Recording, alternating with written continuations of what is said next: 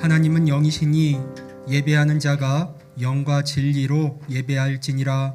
아멘.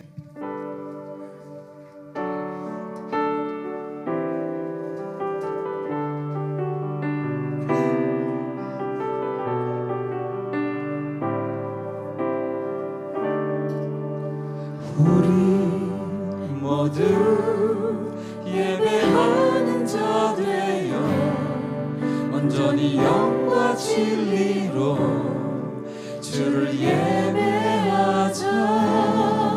주가 우리와 함께해 영원히 함께하시고 마르지 않는 샘물로 우릴 채우시리. 우리 모두 예배하는 자 되어 온전히 영과 진리로 주를 예배하자. 주가 우리와 함께 영원히 함께 하시고 마르지 않는 샘물로 우릴 채우시니. 우리 모두 예배하는 자 되어 온전히 영과 진리로 주를 예배하자. 주가 우리와 함께 영원히 함께 하시고 마르지 않는 샘물로 우릴 채우시니. 우리 모두 예배하는 자 되어 온전히 영과 진리로 주를 예배하자.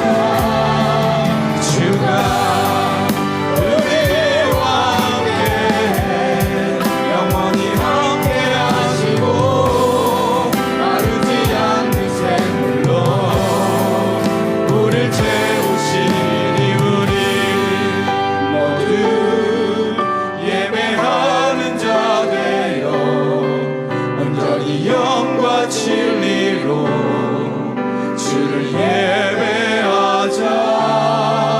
주가 우리와 함께 영원히 함께 하시고 마르지 않는 샘물로 우릴 채우시리라.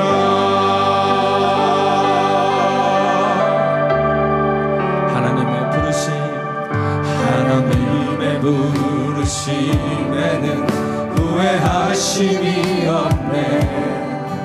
내가 이 자리에 선 것도 주의 부르심이라. 하나님의 부르심에는 결코 실수가 없네. 나를 부르신 하나님의 진실하심을 믿네. 날 부르신 뜻 내 생각보다 크고 날 향한 계획 나의 지혜로 측량 못하나 가장 좋은 길로 가장 완전한 길로 오늘도 난 이끄시 믿네.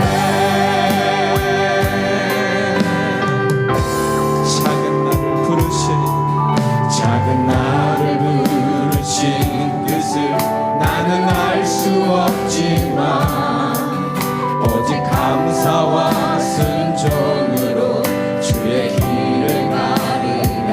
때론 내가 연약해져도 주님 날 도우시니 주의 놀라운 그 계획을 나는 믿으며 살리.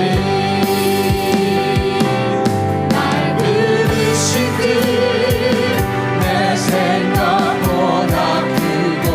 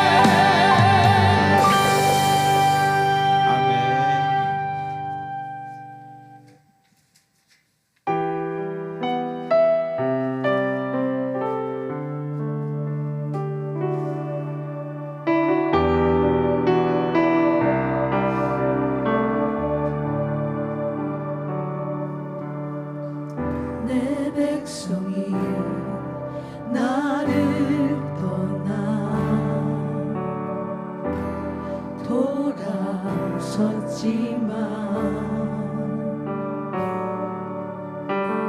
내 사랑이 내 백성을 포기 못하니 내 모든 것 내어주고 나 그들을 얻으리라 여호와께 돌아가자 우린 돌아서도 그는 변치 않네 여호와께 돌아가자 우린 넘어져도 그 사랑 영원하네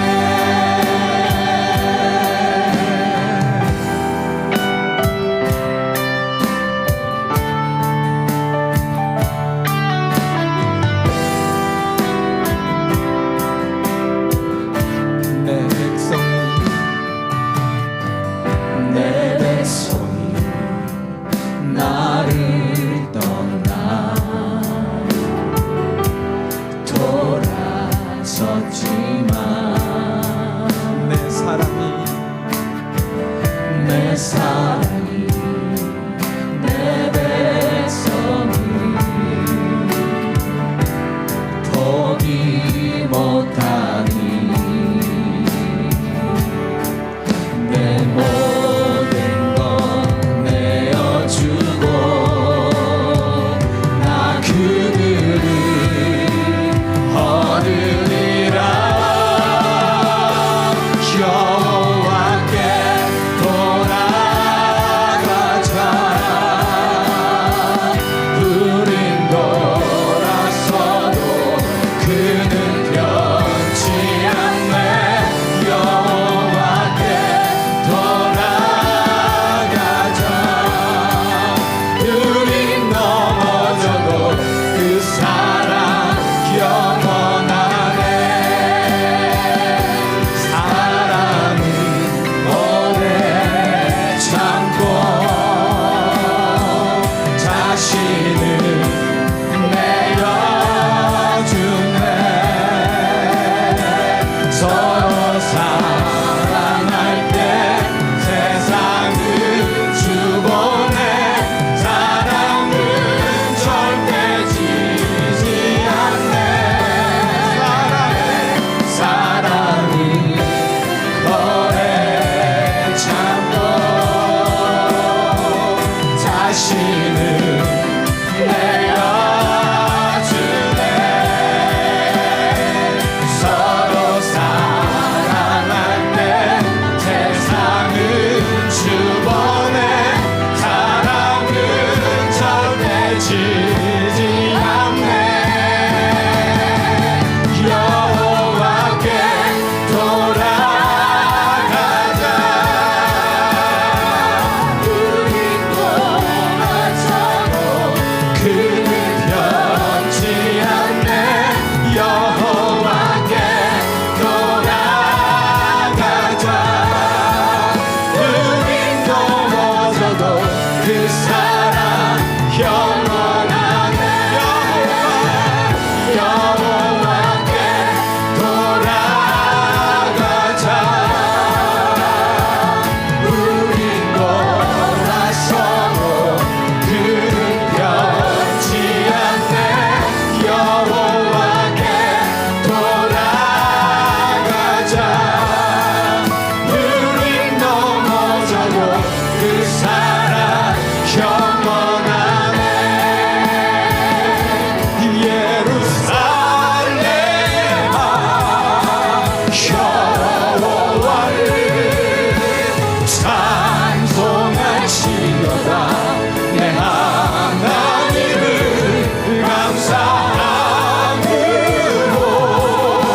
그 앞에 나가며 주인제 앞에 경배해 예루살렘아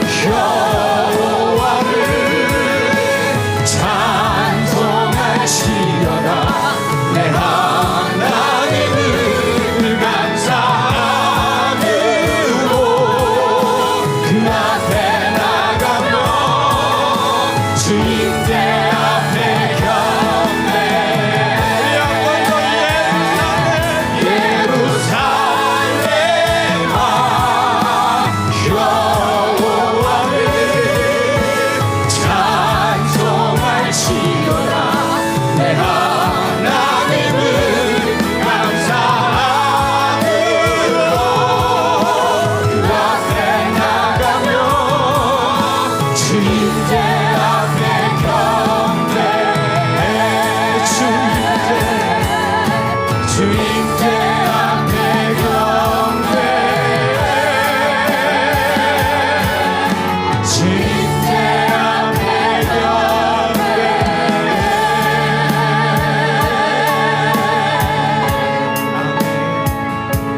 우리가 고백한 것처럼 여호와 함께 돌아가자. 복음으로 돌아가자. 우리 주님께로 돌아갑니다. 고백하는 찬송, 결단의 찬송 드리길 원하고, 오늘 우리를 끝까지 놓지 않으시는 주님의 사랑에 감사하며 나가길 원하고, 말씀 전하시는 목사님 위해서, 예배를 위해서 한 목소리로 기도하며 나갑니다. 기도합시다.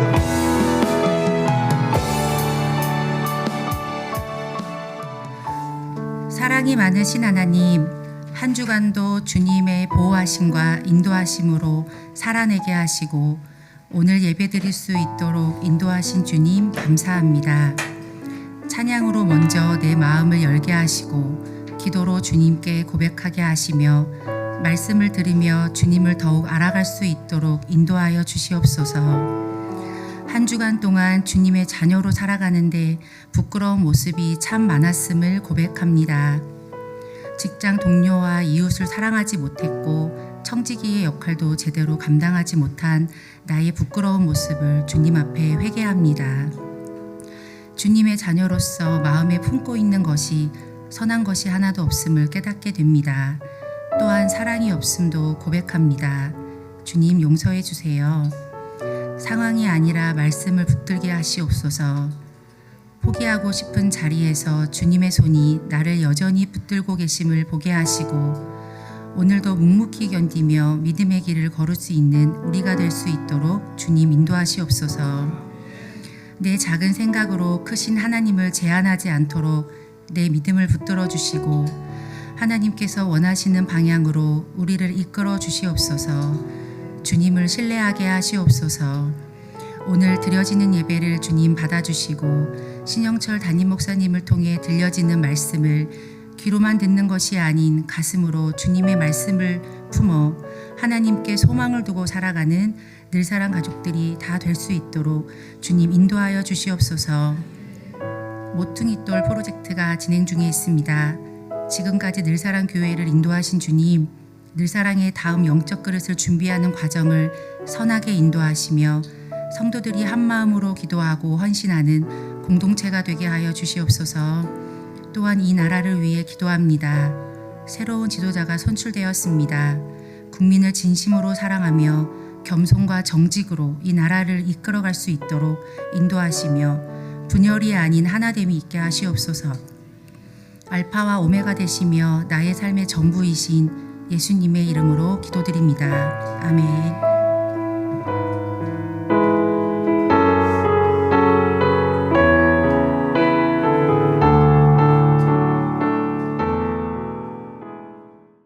헬라인이나 야만인이나 지혜 있는 자나 어리석은 자에게 다 내가 빚진 자라.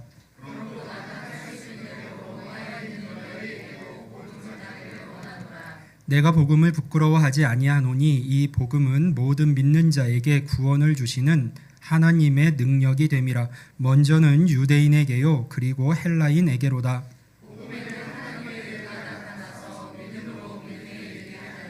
기록된 바 오직 의인은 믿음으로 말미암아 살리라 함과 같으니라. 아멘.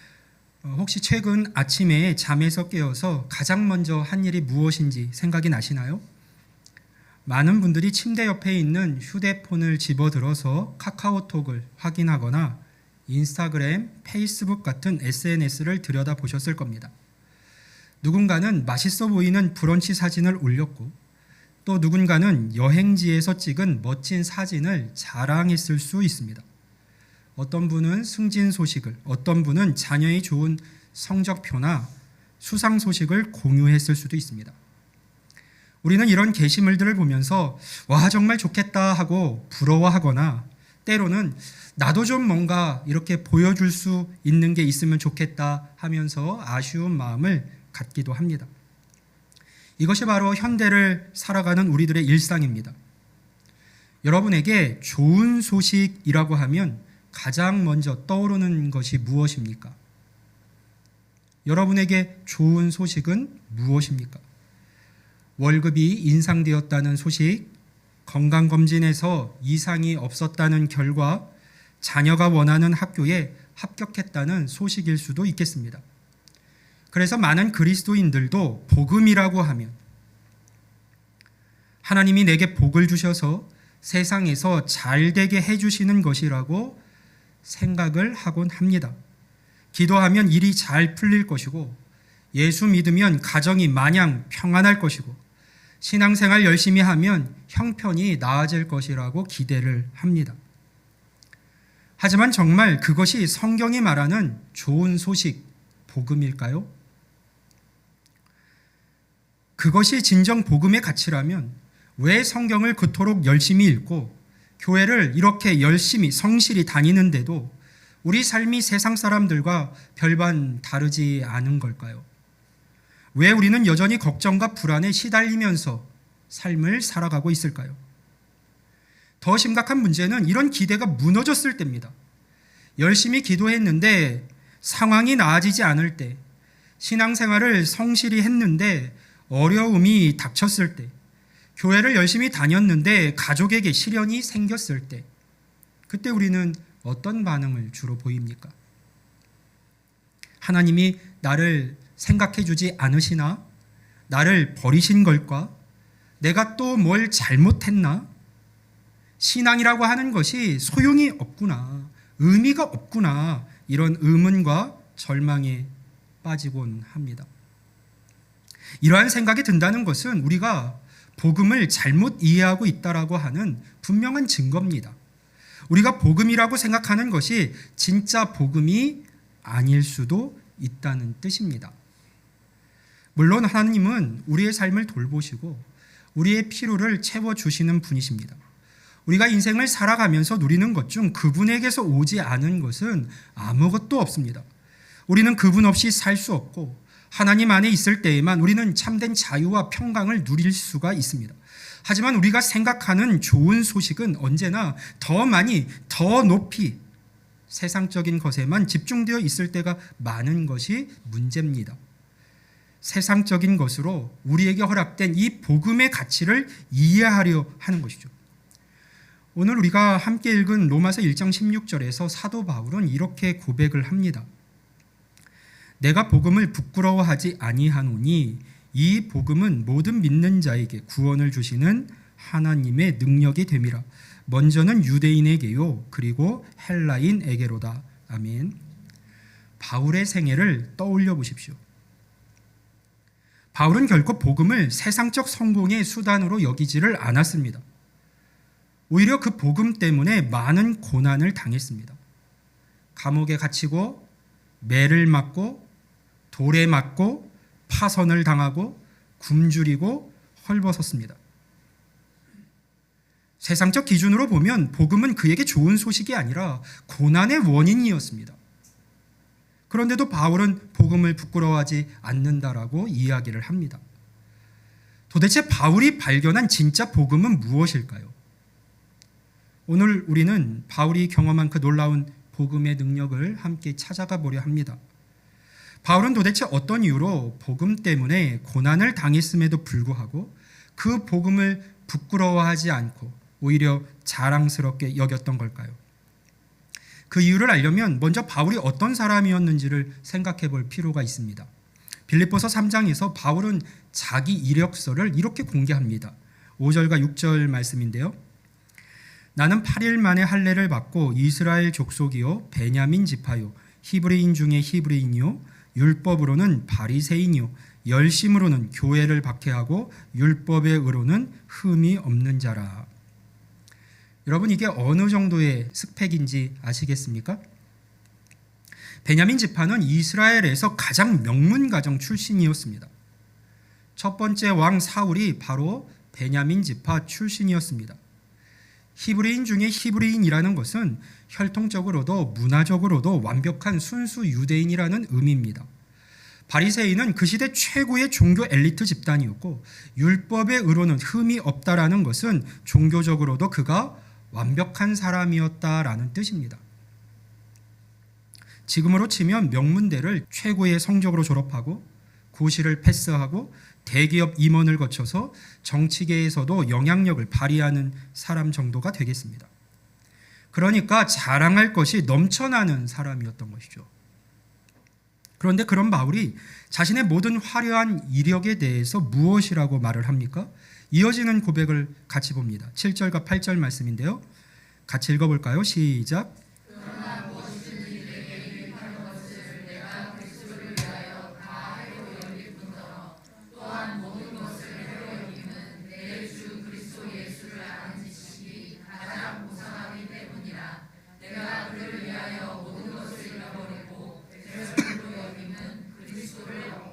아멘.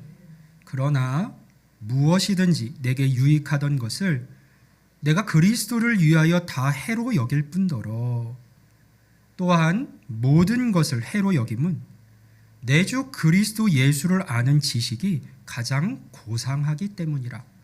내가 그를 위하여 모든 것을 잃어버리고 배설물로 여김은 그리스도를 얻고.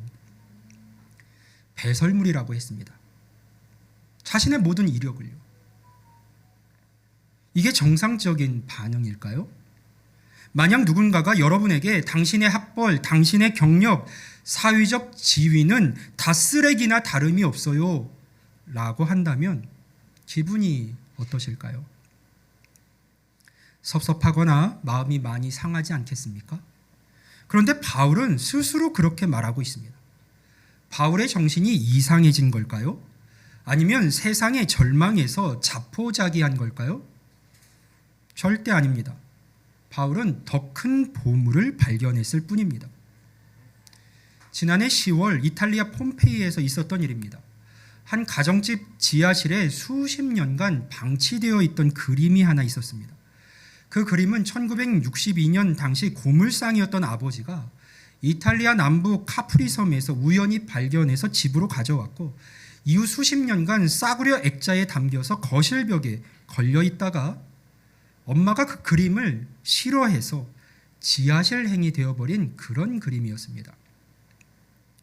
그런데 그 아들이 교과서에서 본 그림과 그 그림이 비슷하다라는 것을 보게 되었고 우여곡절 끝에 감정을 받았는데 그 그림이 파블로 피카소의 진품으로 밝혀져서 모두가 놀라는 일이 발생했습니다.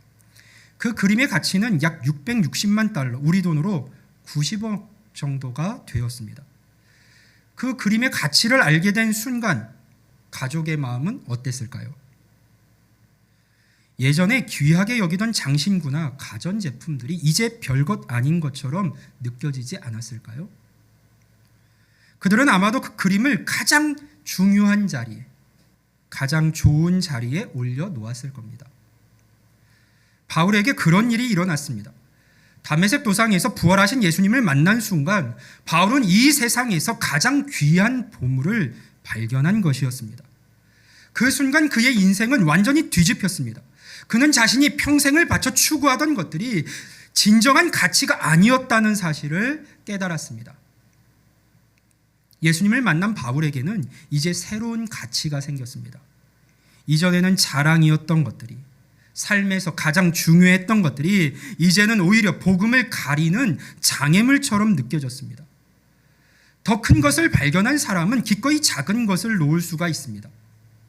복음은 바울의 인생을 그렇게 바꾸었습니다. 그리고 그 변화는 단지 삶의 가치관만의 변화가 아니었어요. 인격 전체의 변화였습니다. 복음을 만나기 전 바울은 판단하는 사람이었습니다. 율법에 맞지 않으면 단호히 배척했고 교회를 박해하면서 스데반의 죽음에 찬성할 만큼 독선적인 사람이었습니다. 그러나 복음을 만난 이후 그는 이렇게 고백을 합니다. 오늘 본문 14절 말씀에 보면요. 헬라인이나 야만인이나 지혜 있는 자나 어리석은 자에게 다 내가 빚진 자라. 아멘. 실제로 바울이 그들에게 진 빚은 없습니다.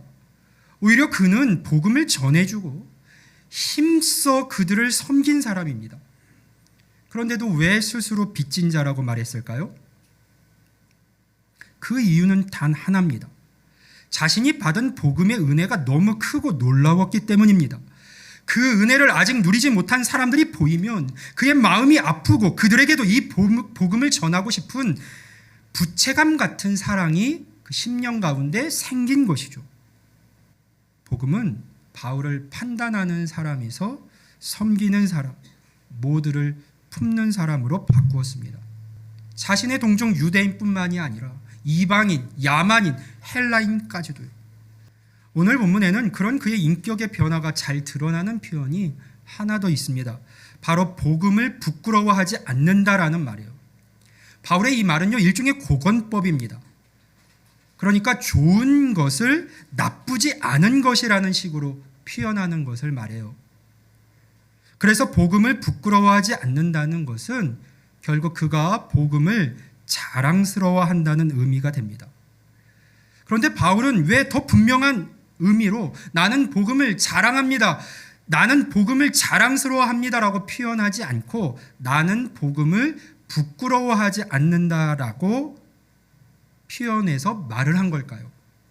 이것은 복음을 마음껏 자랑하고 싶지만 아직 복음을 경험하지 못한 사람들의 그 마음과 형편을 생각한 배려 깊은 표현입니다.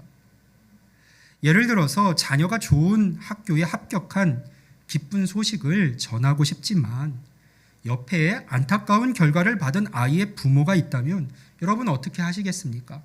마음껏 자랑하시겠습니까? 아마 조심스럽게 감사하게도 이런 기회가 주어졌어요 하면서 말을 아끼실 겁니다. 바울도 마찬가지였던 거예요. 복음이 너무나도 자랑스럽지만 그것을 몰라서 여전히 고통받는 그 상황과 아픔 가운데 있는 이들을 향해서 더 조심스럽고 더 따뜻한 언어로 다가갔던 것이죠. 이러한 태도는 바울 서신 곳곳에서 드러납니다.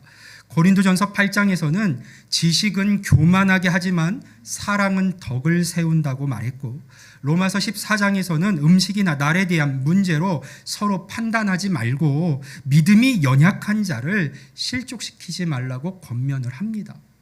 너희가 어떠하든지 서로를 받아주는 삶을 살아가라고 권면하는 것이죠. 복음을 진심으로 경험한 사람은요, 단지 옳은 말을 하는 사람에 머물지 않습니다. 타인의 아픔을 공감하고 배려하는 사람으로 변화됩니다. 복음은 삶의 방향뿐 아니라 말의 온도와 태도마저 바꿔놓는 능력입니다. 이처럼 복음을 경험한 바울의 마음 안에는 이 은혜를 더 많은 이들과 나누고자 하는 열망과 그러면서도 한 영혼 한 영혼을 존중하는 절제와 배려가 동시에 담겨 있었던 것이죠. 그렇다면 바울은 왜 그토록 복음을 자랑했던 것일까요? 바울이 말하는 복음은 정확히 무엇이고 그 복음에는 어떤 능력이 있기에 바울로 하여금 이런 놀라운 변화를 일으킬 수가 있었던 걸까요? 그 비밀을 알기 위해서는 바울이 말하는 복음의 능력에 대해서 우리가 살펴보아야 합니다. 바울은 16절에서 복음에 대해서 이렇게 말을 했습니다. 이 복음은 모든 믿는 자에게 구원을 주시는 하나님의 능력이 됨이라. 여기서 주목할 단어가 있습니다. 하나님의 능력이라는 표현이에요. 바울의 능력이 아니라, 자신이 가지고 있는 능력이 아니라, 다른 어떤 능력이 아니라 하나님의 능력이라고 했습니다. 이게 왜 중요할까요? 우리는 살면서 많은 것들을 의지하며 삽니다.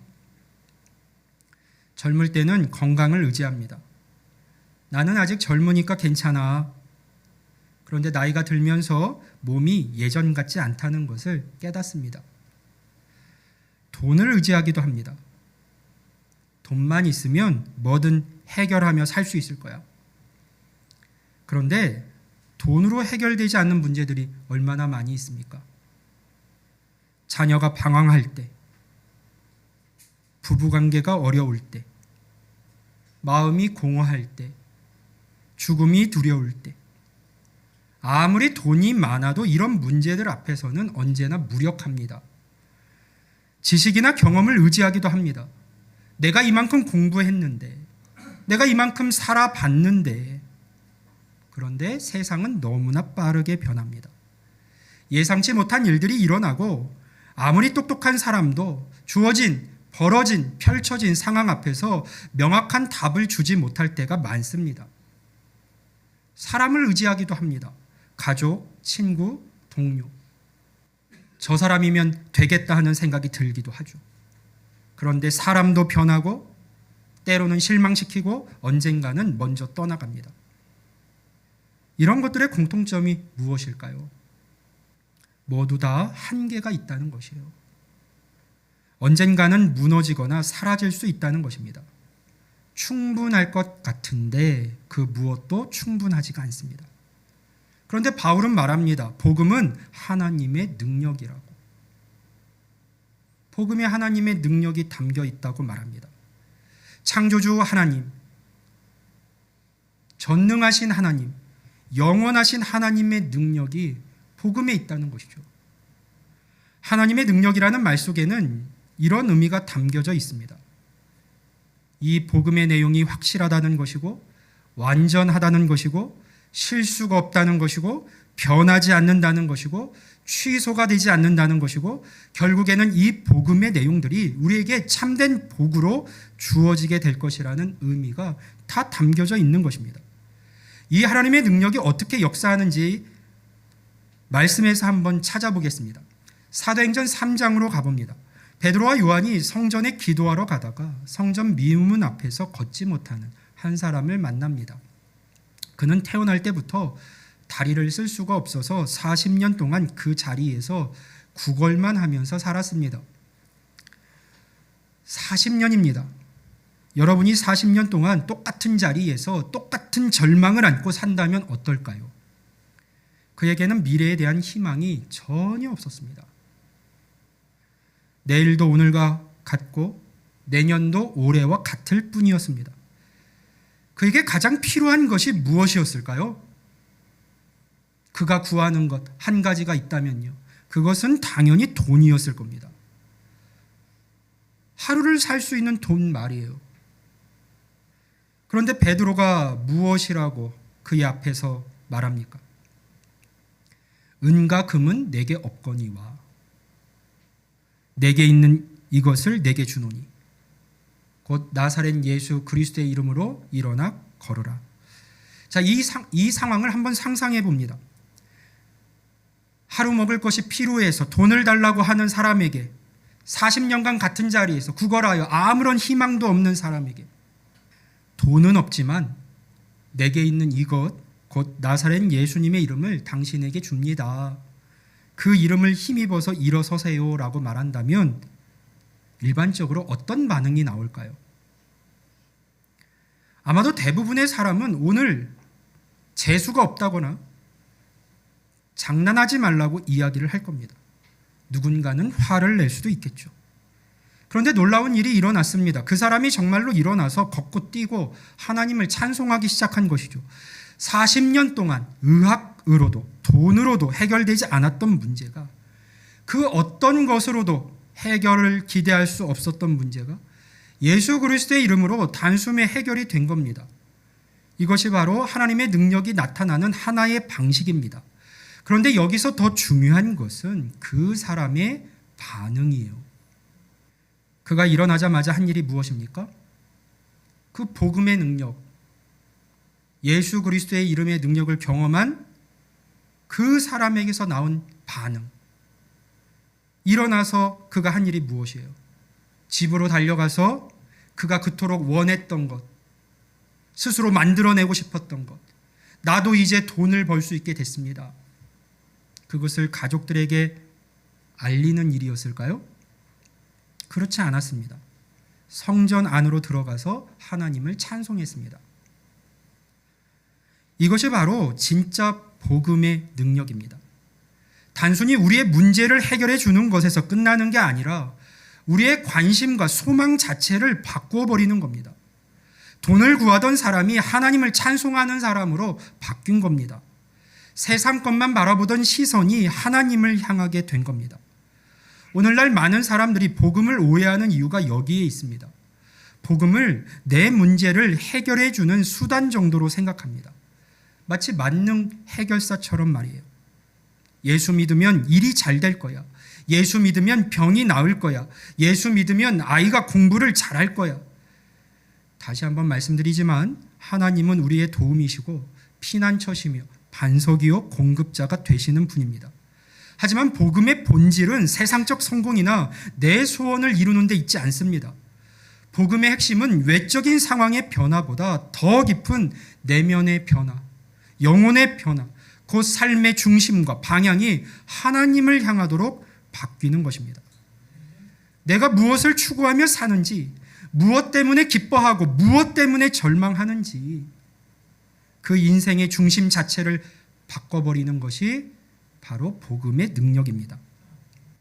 그렇다면 복음은 어떻게 이런 놀라운 능력을 발휘하는 걸까요? 17절 말씀을 같이 한번 읽어봅니다. 함께 읽습니다. 시작.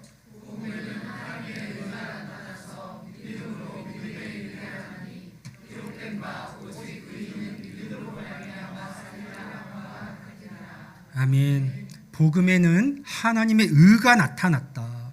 그래서 믿음으로 믿음에 이르게 한다라고 이야기를 합니다. 여기서 하나님의 의란 하나님의 신실하심, 하나님의 약속을 지키시는 그 성품을 말합니다. 예를 들어 봅니다. 여러분이 은행에서 거액을 빌렸는데 갚을 능력이 전혀 없는 겁니다. 파산 직전이에요. 이제 모든 것을 다 잃고 거리로 나앉을 상황입니다. 그때 누군가가 나타나서 내가 당신 빚을 다 갚아주겠습니다 라고 한다면 어떨까요? 엄청 놀라고 감사할 겁니다. 그런데 만약 그 사람이 그런데 조건이 하나 있습니다. 앞으로 저를 주인으로 섬기고 당신은 제 말대로만 살아야 합니다 라고 한다면 어떨까요? 일반적으로는 그렇다면 나는 당신의 제안을 받지 않겠습니다. 그럴 바에야 차라리 파산을 하겠습니다 라고 할 겁니다. 자유를 잃는 게 더 싫고 더 무서우니까요. 그런데 하나님은 완전히 다릅니다. 하나님이 우리의 죄값을 대신 치러주시면서 하신 말씀이 무엇입니까? 내가 너를 사랑한다. 이제 너는 내 자녀다. 내가 너를 돌보겠다. 내가 너와 함께 하겠다. 내가 너에게 영원한 생명을 주겠다. 내가 너를 위해 집을 예비하고 있다. 이게 바로 하나님의 의입니다. 공의로운 심판을 받아야 할 우리를 용서해 주시면서도 그냥 풀어놓아 주는 것이 아니라 감당할 수 없는 어떤 조건을 제시하는 것이 아니라 가족으로 삼아 주시는 것입니다. 빚을 탕감해 주는 것에서 끝나는 게 아니라 상속자로 세워 주시는 것입니다. 법정의 비유를 들어볼게요. 한 사람이 죄를 지었습니다. 사형에 해당하는 죄입니다. 돌이킬 수 없는 죄를 지었고 스스로 그 죄를 해결하지 못합니다. 그 죄의 결과로부터 벗어날 수 있는 방법이 그에게는 전혀 없습니다. 말 그대로 그는 죄인입니다. 그런데 재판관이 어떤 이유로 인해 그 사람에게 무죄를 선고합니다. 더 이상은 죄가 없다라고 선언을 했습니다. 이 사람의 입장에서는 굉장히 큰 은혜를 입은 것이죠. 사망의 자리에서 구원을 얻은 겁니다. 새로운 생명, 새로운 삶에 대한 기회를 얻은 것이죠. 그런데 그 무죄 선고를 받은 사람의 상태는 어떻습니까? 그의 수준은 어떻습니까? 여전히 죄인이었던 그 모습 그대로입니다. 무죄 선고를 받았지만 아직은 실제로 변한 것이 아무것도 없습니다. 그러면 이제 무엇이 남아있는 것일까요? 새로운 생명, 새로운 삶을 선물로 받았으니 이제 옛사람의 삶에서 벗어나서 자신에게 주어진 그 새 사람의 삶, 그에 합당한 삶을 살아가는 것만이 남은 것이죠. 그런데 그런 삶이 혼자서 가능합니까? 나가면 세상이 반겨주지 않는데요. 유혹과 시험이 기다리고 있는데요. 그런데 놀랍게도 재판장이 내가 무죄를 선언한 것뿐만이 아니라 계속해서 도와주겠다고, 함께 해주겠다고, 기회를 열어주겠다고, 힘을 주겠다고 말하는 겁니다. 포기하지 않고 새로운 삶을 살아가도록 돕겠다는 거예요. 이것이 바로 하나님께서 믿음을 통해서 우리에게 행하시는 것이고 이것이 바로 복음 안에 담겨져 있는 하나님의 신실하심, 하나님의 의로우심입니다. 하나님께서는 예수 그리스도를 통하여 믿는 자들에게 무죄를 선언하십니다. 이 일을 통해서 하나님의 신실하심, 하나님의 의가 분명히 나타납니다. 그래서 우리 모든 믿는 자들에게는 새로운 삶이 열립니다. 누구에게나요? 죽음에서 해방되어 영원한 생명을 노래할 수 있게 됩니다. 그러나 그렇다고 해서 우리가 지금 당장 완전하게 변해 있습니까? 그렇지 않습니다. 우리는 여전히 연약하고 부족한 모습입니다. 그러나 분명한 사실 하나가 있죠. 어떤 삶이 우리 앞에 열려 있는 것입니까? 새로운 삶이죠. 새로운 삶을 살게 되었으니 이제 옛사람의 모습은 벗어버리고 새 사람의 삶을 살아가는 애씀을 해야 하는 것이고, 그 일을 하나님께서 하나님의 능력으로 계속해서 돕겠다고 말씀하고 계시는 것입니다. 중요한 것은 이 죄에 관한 문제가 수평적인 것이 아니라 수직적인 것에 있다는 사실을 우리가 아는 겁니다. 인간의 모든 근본적인 문제는 수평적, 즉 인간관계의 어떠한 문제로부터 온 것이 아니라 본질적으로 수직적, 즉 하나님과의 관계에 문제가 생겨서 발생한 것입니다. 그런데 하나님께서는 우리를 향해 무죄하다라고 선언해 주실 때 우리는 자연히 모든 사람들에게도 용서를 받는 것으로 생각을 하곤 합니다. 하나님께 용서를 받았으니 다른 사람과의 문제도 내가 풀어갈 필요가 없다라고 오해하곤 하는 것이죠. 하지만 하나님 앞에서의 용서와 사람들 앞에서의 용서는 구별되어야 합니다. 구원에 대한 궁극적인 의미에서의 용서는 하나님 안에서 다 이루어진 것입니다. 우리는 예수 그리스도의 의를 힘입어서 하나님 앞에 설 수가 있습니다. 그러나 여전히 사람에 대한 용서의 과제는 남아 있습니다. 제가 여기 있는 우리 박강일 집사님에게 실수를 했습니다. 잘못했어요. 하나님께서 저를 예수님을 믿는 믿음 안에서 무죄하다 선언해 주셨습니다. 하나님께서 무죄하다 선언해 주셨으니까 내가 지금 이 얽혀있는 문제를 풀지 않아도 되겠구나. 하나님께 용서를 받으면 박광일 집사님에게도 제가 용서를 받은 게 될까요? 그건 아닙니다. 그 숙제가 남아있다는 거예요. 이 복음의 은혜를 경험한 사람에게는. 그것은 누가 책임져야만 하는 문제입니까? 하나님 앞에서 용서를 받고 무죄라고 선언을 받은 사람이 삶에서 책임져야만 하는 문제입니다. 죄로 인해 죽어 있던 영혼이 믿음으로 말미암아 살아나고 하나님의 의로 인하여 죄사함의 은혜를 입었다면, 의롭다는 선언을 받았다면 이제 그 살아난 영혼, 새로운 삶, 자유의 몸을 가지고 해야 할 일이 생겨나는 것이죠. 이제 무엇을 해야만 할까요? 용서를 구할 사람이 있다면 용서를 구해야 하는 것이고 더욱더 선한 일에 힘쓰는 삶을 살아가야 하는 겁니다. 이것이 바로 주의 은혜로 거듭난 신자들이 계속해서 걸어가야만 하는 변화의 삶입니다. 그렇게 조금씩 옛사람의 모습을 벗어버리고 새 사람의 합당한 삶을 살아나가야만 하는 것이죠. 새 사람의 삶을 살게 되었으니 옛사람의 습관들을 끊어내버리고 용서받았으니 여전히 그것을 계속해서 이어가도 되는 것이 아니라 죄사함을 받았으니 다른 사람과의 얽혀있는 문제를 그냥 방치해둬도 되는 것이 아니라 그분의 은혜로 사랑으로 의롭다함을 받고 새로운 삶을 살게 되었으니 거기에 합당한 삶을 살아가는 발걸음이 우리에게 남아 있는 겁니다.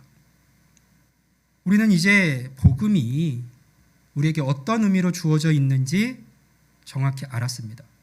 복음은 하나님의 능력이고 우리의 근본적인 문제를 해결하며 우리의 인생 방향을 완전히 바꾸어내는 놀라운 하나님의 역사입니다. 그렇다면 이제 마지막 질문을 우리는 던져야 하겠죠. 과연 우리는 복음으로 삶을 살고 있을까요? 여러분은 복음으로 살고 계십니까? 혹시 우리도 성전 미문 앞에서 40년간 구걸하던 그 사람처럼 살고 있지는 않습니까? 교회 문턱은 매주 넘나들지만 정작 복음의 능력은 경험하지 못한 채, 아니 그 복음의 능력을 잃어버린 채 여전히 세상 것만 구하며 살고 있지는 않습니까?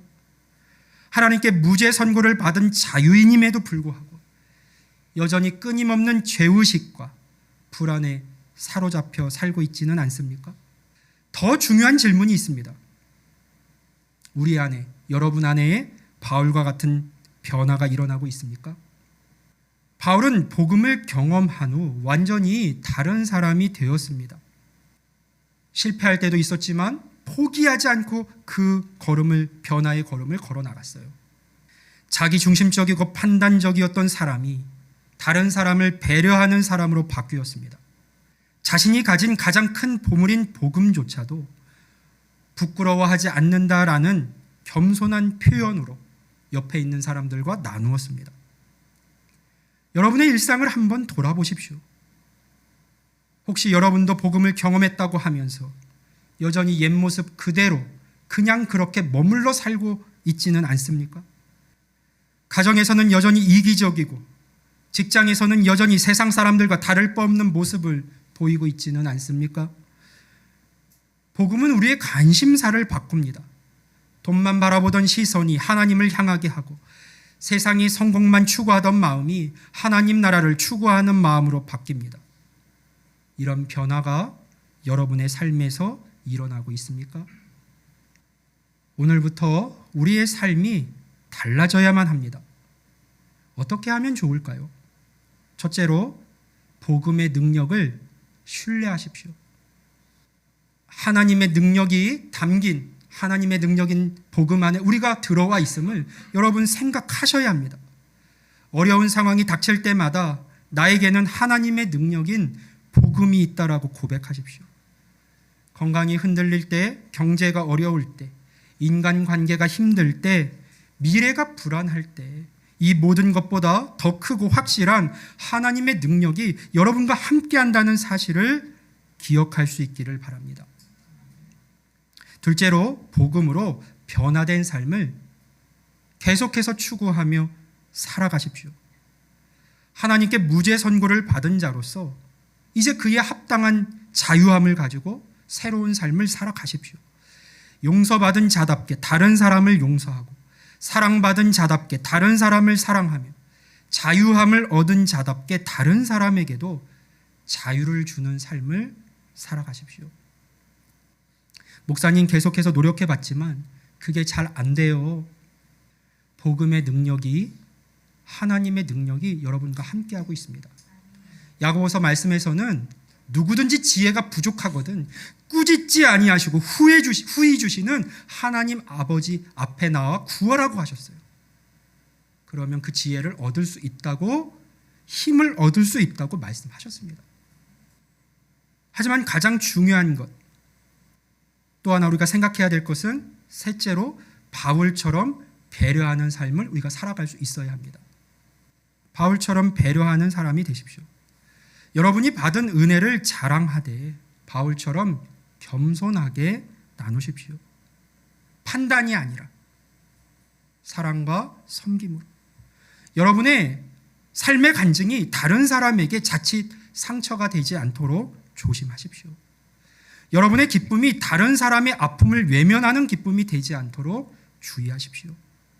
나보다 약한 사람들의 마음과 삶을 살피고 배려할 수 있기를 바랍니다. 가장 중요한 것 이거예요. 기억해야 될 것 이겁니다. 여러분이 이 모든 것을 혼자 힘으로 해야 한다고 생각하지 마십시오.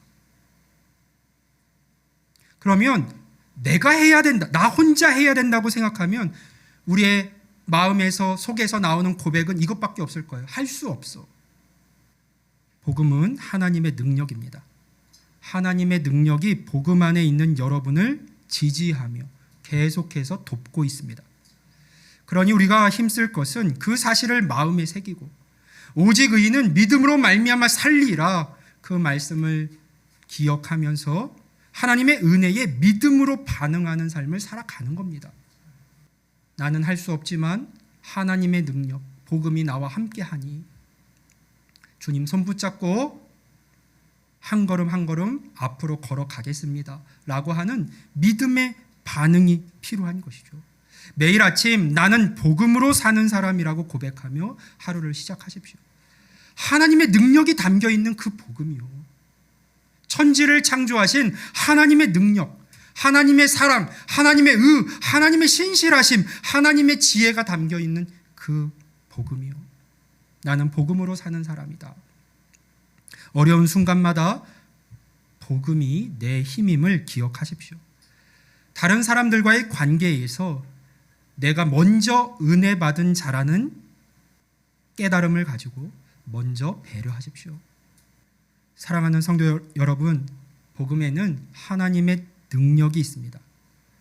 하나님의 능력이 담겨 있다니 우리에게 허락된 이 복음이 얼마나 귀하고 말 그대로 좋은 소식입니까? 그 능력이 2000년 전 바울을 변화시켰고 성전 미문 앞에 그 사람을 일으켜 세웠으며 오늘 이 자리에 있는 우리를 구원하셨습니다. 이제 그 동일한 능력이 우리의 매일의 삶을 변화시킬 차례입니다. 복음의 능력으로 살아가는 이번 한 주가 되실 수 있기를 바라고, 바울처럼 복음을 삶으로 자랑하되 겸손하게 서로를 배려하며 대하는 복음의 증인들이 다 될 수 있기를 주님의 이름으로 간절히 축원합니다. 아멘.